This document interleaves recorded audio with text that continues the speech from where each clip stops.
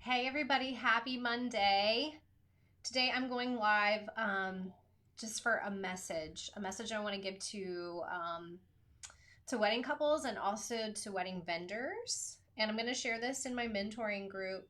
And if you're not in there, anybody that's a wedding professional or in the photography industry, you can pop into that group. It's Candice Mentoring. Um, and I want to just share a quick message with you guys today. And I'm going to share it here in a second. Share to my group. Boom, done. Okay.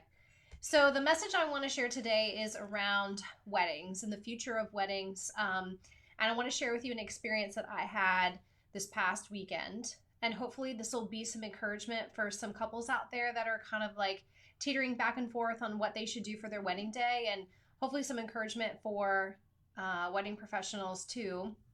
So, this past weekend, I had the privilege of photographing what we call micro weddings now, a micro wedding in Virginia.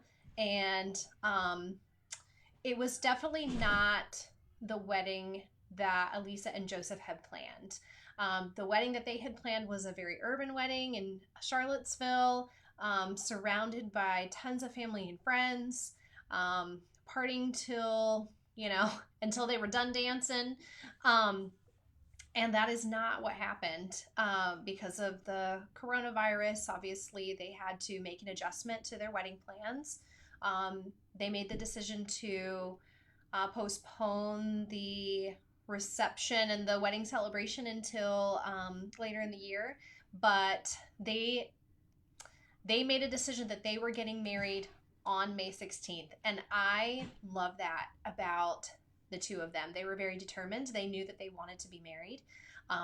And this is what they were going to do. And if you go to my Instagram, Candice Adele Photo, at Candice Adele Photo, you can see a sneak peek from their wedding day. And then you can also see some more photos in the stories. And the reason that I mention this is because I will tell you that their ceremony was one of the most powerful ceremonies that I have ever had the privilege to witness. And I witnessed a lot. It was definitely up there on um, emotion. And obviously, we're all highly emotional because of the circumstances that we're all having to live in right now. But what I think is most amazing about the two of them is that they didn't let their circumstance detract from the love that they have for each other and how much they really wanted to be married. So they made it work, they made it their own. I think it was pretty incredible that they decided to still move forward. It was there was no lack of love. There was no lack of moment because it was the two of them and their parents. Um, they read vows to each other, they read letters to each other that they had written.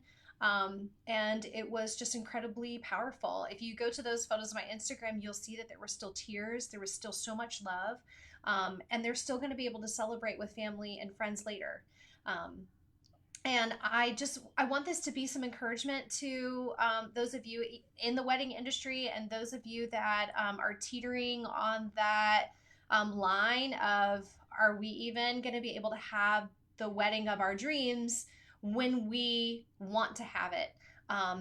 And I will say to you that regardless of the size of your wedding, whether it's 50 people or 100 people, you can still have the wedding of your dreams. You absolutely can, because it's about the two of you being married. That's what it's about. I mean, obviously, you want to be able to celebrate and have fun, and I think that you can absolutely do that, regardless of the size of your wedding. A friend of mine, Stephanie Camerman, she's a wonderful photographer in the DC area. She had posted on her Instagram about, the future of weddings may look a little bit different. Maybe you have to have a smaller wedding to be able to keep the date that you have, but that can mean that you can do even more with your wedding day than what you envisioned previously. Maybe that's extending your budget for florals, or maybe that's extending your budget um, for catering and being able to just have more with less people. There's so many different ways that your wedding day can look. And I know for Elise and Joseph, it is not what they had envisioned. But I tell you what, we were able to take some gorgeous photos in a completely different setting than what they had originally envisioned. And that didn't take away from the two of them and how beautiful it was and the extra time that we were able to have together taking photos. There was no rushing. It was completely different than what they envisioned, but it was still incredible. Um, my own experience, I had a tiny ceremony prior to my wedding day. Um, and I will tell you that I don't feel like having that small ceremony prior to my wedding day a year later took anything away from those moments. So, what I'm going to say to you, again, if you're out there trying to make decisions about what it is that you want to do with your wedding day, um, perhaps what you had originally envisioned is not exactly how the day is going to happen. And that's okay as long as the day happens, because it's about the two of you being together. It's about the two of you loving each other and professing that love, regardless of whether it's in front of 4 people or 40 people or 400 people. It's about the two of you. And if you have 50 people at your wedding, um, you're going to have an amazing time. I had 30 at mine, and we had an incredible time. It was so much fun.